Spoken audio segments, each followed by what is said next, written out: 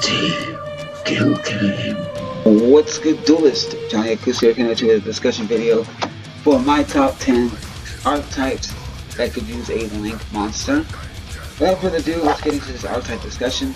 I got 10 different monsters here that could definitely use a link monster. And getting started off with our number 10 spot, we have the Super Konami archetype. It is an archetype that used to be powerful, was a tier 1 contender, but now thanks to the ban list, hitting some of the cards that were used in the deck, it brought it down to like at least tier 2 status. But now the new Master Rule format's out, and there's no way to pretty much consistently first turn Great Magnus. So without further ado, this is the link monster I have for this archetype. It is Super Quantel Great Beast of Sundial. It is an attribute of light. Link 3 with link markers pointing bottom left and bottom right. It has 3000 attack. It's a machine link effect with 3 Super Quantum monster requirements to link summon it. So any 3 Super Quantums, you can have 3 red layer, 3 green layer, 3 blue layer, or any combination of the 3 to link summon this card. And its effects read: when this card is link summoned, you can special summon 1 Super Quantum monster from your hand to a zone this card points to. So on top of having to sacrifice your 3 Super Quantum, the pilots, the red, green, and blue layers, you can also recover one of them by summoning one from the hand to the field if you have one in your hand.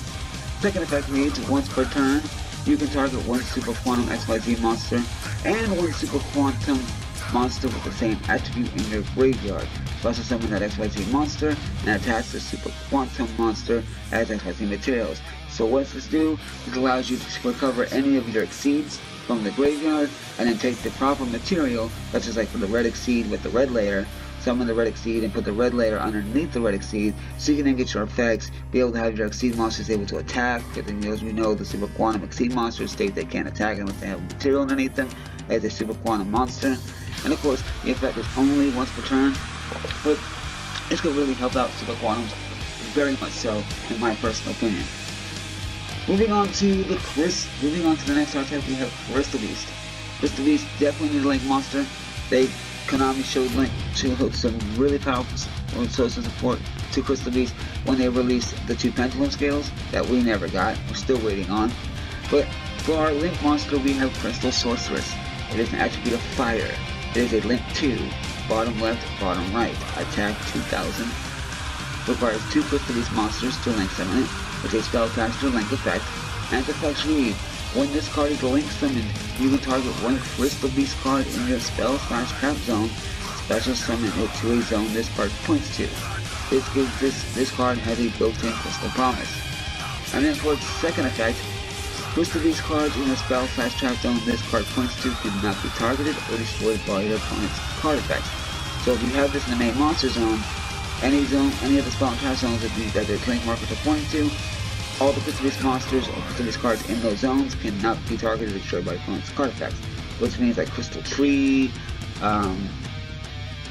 any of the Crystal Beast monsters you put back there by their effects cannot be destroyed by a card effect. And for its last effect, while this card is in your extra monster zone once per turn, you can either special summon 1 Rainbow Dragon, Rainbow Dark Dragon, or Rainbow Ogre Dragon to a zone from the graveyard to a zone this card points to, which is kind of like a monster born for the Rainbow Dragon, for any of the 3 Rainbow Dragon cards. And or you can pull a Crystal Blessing type effect, where you get to place 2 Crystal Beast monsters from your graveyard in your spell and trap zone as face up within your spell card. And you can only use this effect once per turn for Crystal Sorcerer. It's a hard once per turn. So what does that entail? It gives Crystal Beast the ability to become a lot more powerful, makes the Crystal Abundance OTK more accessible. It allows you to keep your Crystal Beast in your spell and trap zone, so if you want to summon Handloan in a later turn, you can do so. Brings back your Rainbow Dragon for beatdown aspects if you want to go for Rainbow Dragon variation of deck. Same as Rainbow Dark Dragon or Rainbow Ogre Dragon. And this is an overall great card. It could be a great link monster I came up with. It could be definitely useful when it comes to the Crystal Beast archetype. Now moving on to our number 7 spot, we have the Synchron archetype. This is an archetype that me and my friend Ryu came up with. We noticed that the Synchron archetype could use some love, and this is what I came up with for the Synchron archetype for a link monster. We have Overdrive Synchron. It's a wind attribute, a link 2, that link markers pointing left and right. It's got 1800 attack, and it's a warrior link. Requires 1 Synchron tuner monster and 1 non-tuner monster to link summon this card.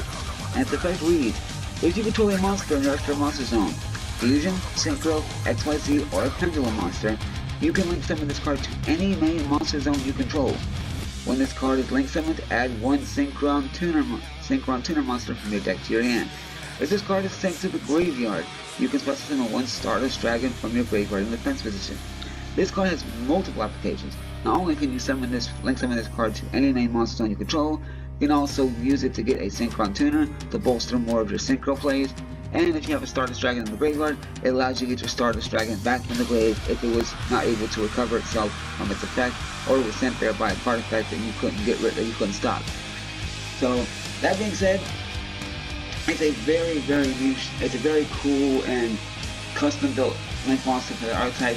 I think the archetypes can use, that archetype can use something like that. Moving on to our number 7 spot, we have Black Wings. Now you can argue Black Wings do not need a link monster. They can swarm the board, they can do their plays, but I think the link monster for Black Wings could be really nice to have. And what I came up with is Blackwing Zura the Hurricane. He is a dark attribute, link 4 with link markers pointing bottom left, bottom right, right, and left. Requires 2+ Blackwing monsters with an attack of 2600. Use a wing-based link effect, and the effect reads: all other Blackwing monsters you control gain 300 attack.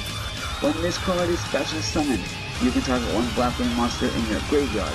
Special summon that monster to a zone this card points to.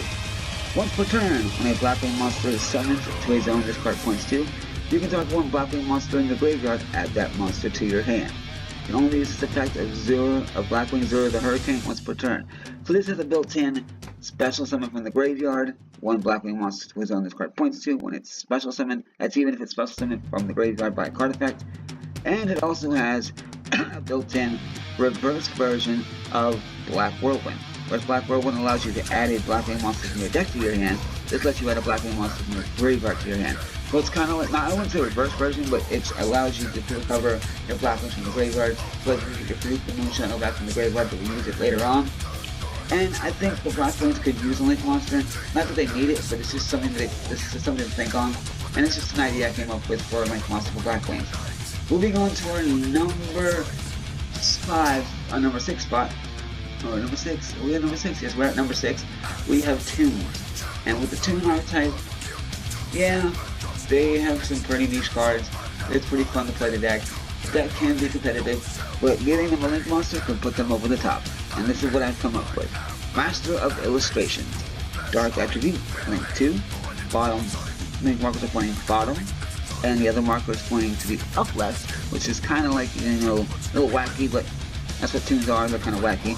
Its attack is 2200. It's a fairy link effect that requires 2 monsters to get this card out. And its effect is pretty good. I would say borderline broken. This monster can only be link summoned while Toon World is facing on the field, so you must control a Toon World. When an extra deck monster is special summoned to a zone this card points to, that monster loses 500 attack and has its effects negated. A Toon monster that is summoned to a zone this card points to gains 500 attack and gains all effects of an extra deck monster in the same zone as this card points to. So if this card points to, if you have an extra deck monster on the board that points to a zone this card points to, it's going to lose its 500 attack, and it's going to lose its effect. And then any 2 monsters that are on the other end will gain 500 attack and gain all the effects of that monster. So if you're playing, if you're playing a mirror match, they can gain the effects of all your extra deck monsters that were summoned to your zones that this card points to, or you vice versa. And I just think this card is a really cool idea for a link monster, and Toons could really use one. It'd be nice to see a link monster for the Toon archetype. Moving on to our number 5 spot, we have Artifacts. Artifacts were once a tier 1 contender. They were anti-meta. Their archetype is being used as a small engine, splashable in all kinds of decks. You can splash the Artifact engine as a 7 or 8 card engine in your any deck you play. Having Sight, Victory Sanctums, and a Moral Attack bolsters any deck you're playing with. I would stop the marker going into the extra deck for link summons, or fusion singles, and XYZ, any pendulum summons from the extra deck if that's the case. But what this is what we're dealing with here is Artifact of Pestis. He is an Earth attribute, not life. Link 3, link markers pointing bottom left and bottom right. and pointing up. So he has decode talkers, link markers. Requires 2 plus light fairy monsters. So if you have a light link to a link to light fairy monster, you can use that to summon him, along with another monster. He has a fairy link effect, and its effect reads, light fairy monsters you control gain 300 attack. So this is good in Herald because Herald runs light fairies. When this card is special summoned, you can place one artifact monster from your deck or graveyard in your spell/trap zone as a set spell card. Once per turn. During your opponent's turn, you can target one set spell card you control, destroy that target. When this card is destroyed by the opponent's card effect, you can special summon one artifact monster from your deck, then destroy one set spell/trap card your opponent controls. This guide allows you to place an artifact monster in your graveyard in your spell and trap zone if you wish to do so when it's special summoned. So it gives you the ability to redo your plays with your artifacts, being able to reactivate another scythe from the graveyard while destroying it during your opponent's turn. It allows you to stun them, preventing them from making their plays. Being able to also destroy one of your own artifacts during your opponent's turn helps bolster the deck, so it gives you more assurance. So you're not just worried about getting that artifact ignition, or maybe playing your Twin Twisters in the main deck because you need them to get your artifacts to go off, or your Heavy Storm Duster for finding that new card, and have the ability to be able to have an artifact Sanctum built into its card effect when it gets destroyed. Really puts the deck on the map, and puts a pure build version of just straight artifacts back as a contender for competitive play. And that being said, we are moving on to our next archetype, and that is the Night Express Knight, or otherwise known as the Rank Train archetype.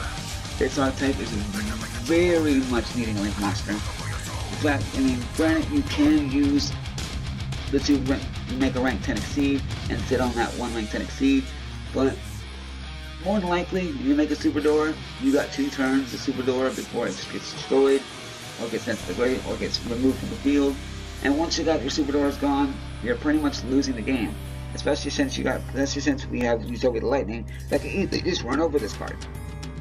And what I came up with is Superconductor of the Railways. He is an Earth attribute. He is a link 2 with link markers pointing bottom left and bottom. He has 2800 attack.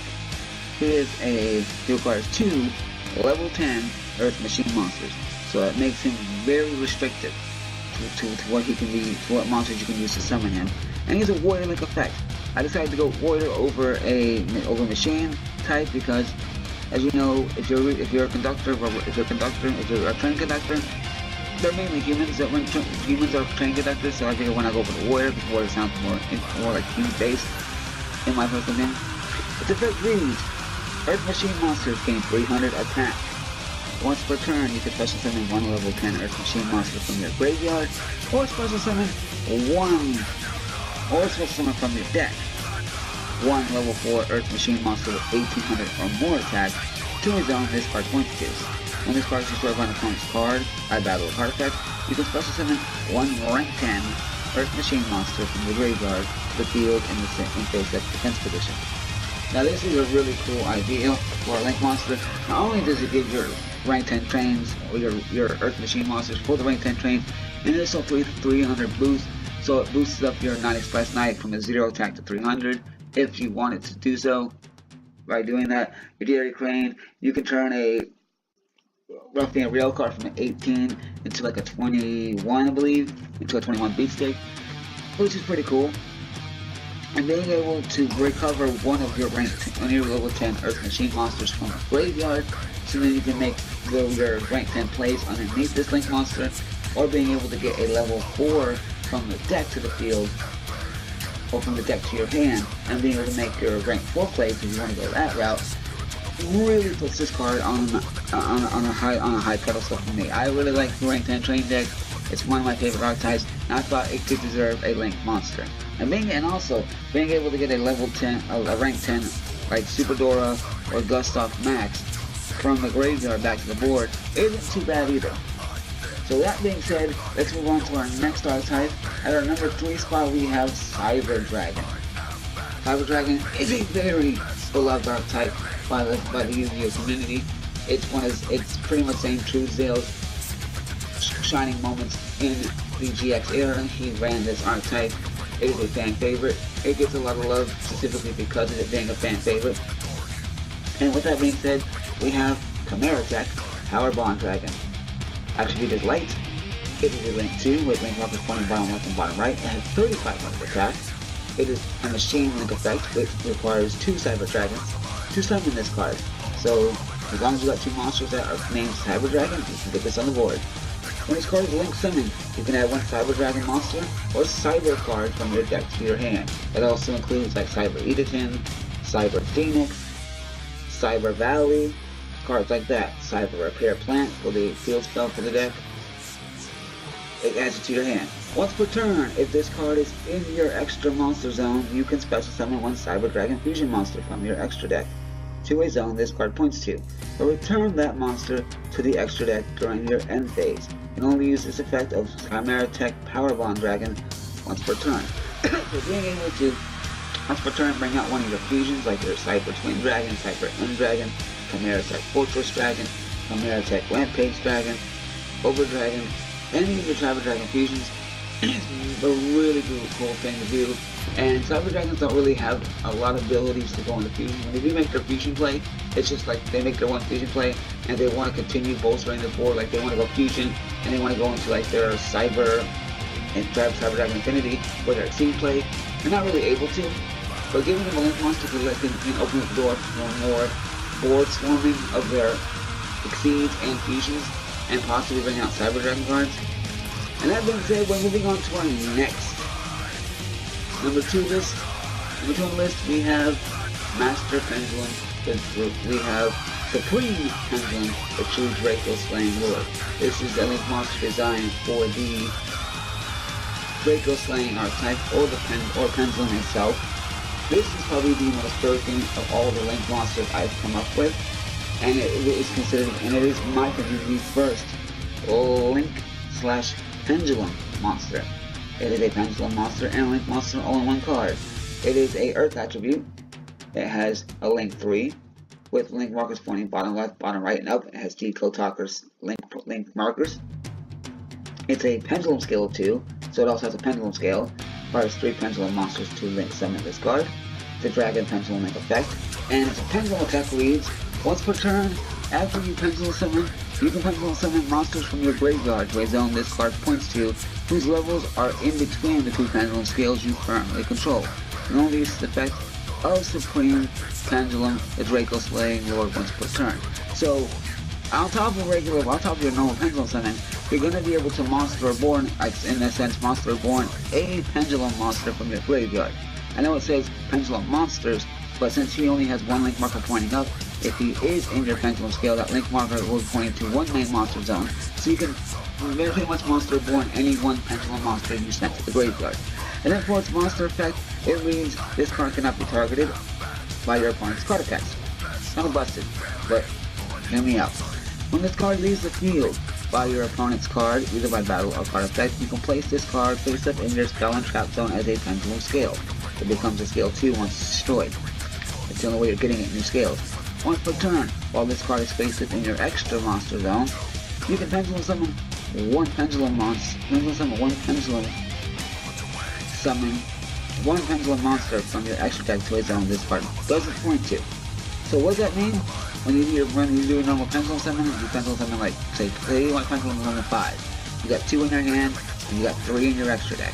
You can pendulum summon 2 of those monsters to any zone you want to, take 2 from your extra deck and pendulum summon them to the zone that this card points to, and then take the 5th and final pendulum monster from your extra deck that you're going to pendulum summon, and pendulum summon it anywhere you want. So it gives you the ability to take extra deck monsters, pendulum monsters from your extra deck, and at least one of them, only one, can be summoned from the extra deck to any main monster zone that this card does not point to. So it gives you the ability to swarm the board and puts pendulums really back on the map, where we're not just seeing the Pen Magician's topping 8, we're seeing a lot of pendulum decks, such as Metal Foes could top 8 now. The Draco Slaying pendulum decks can top 8. And moving on to our number 1 spot, we have what I put together was an idea for a DM era archetype. Well, no, it's not really an archetype. It's a DM era / nostalgia card. It is Gatekeeper of Ori Calicos. Hence the reason why I have Curse of Dragon here, because Curse of Dragon is an OPM card. It's nostalgia, you saw it in the anime, and it's a level 5 monster, and there's a reason why. Its attribute is water. It is a link 2 with the link markers pointing bottom left and left. It has an attack of 1800. Requires 2 level 5 or higher monsters. So any monster that requires at least 1 or 2 tributes can be used to link some of this card, but you have to have 2. It's a game link effect. Once per turn, you can target 1 spell / trap zone. This card points to if it's in the main monster zone. It becomes a main monster zone in addition to being a spell / trap zone. While this card is in your main monster zone, you cannot special summon monsters to a spell / trap zone this card points to. So this card allows you to turn any spell and trap zone you control, because it only has 1 link marker pointing down, so only 1 spell and trap zone can be targeted. It turns into a main monster zone that you can normal summon monsters to. You can't special summon monsters from your extra deck or special summon from the deck or hand, but you can normal summon from your hand to a zone, to a spell / trap zone this card points to if you choose to activate its effect. And that's going to do it for the top 10 archetypes, or I should say top 9 archetypes. But the last archetype isn't really an archetype, it's more of a nostalgia book for the DM era. But like I said, let's just say a top 10 archetypes that could use a link monster. Now keep in mind, these are my own designs. I created these from scratch myself. These link monsters aren't in any way, shape, or form maybe needed. Some of them actually could serve a purpose for the archetypes, and some of them are just too busted. But it's just an idea I came up with, and I hope you guys enjoyed it. Anyway, I'm Johnny Akusa. Smash the like button if you liked the video. Hit the subscribe button for more Yu-Gi-Oh content. And like always, as I always say, I am Johnny Akusa, and peace out. Later.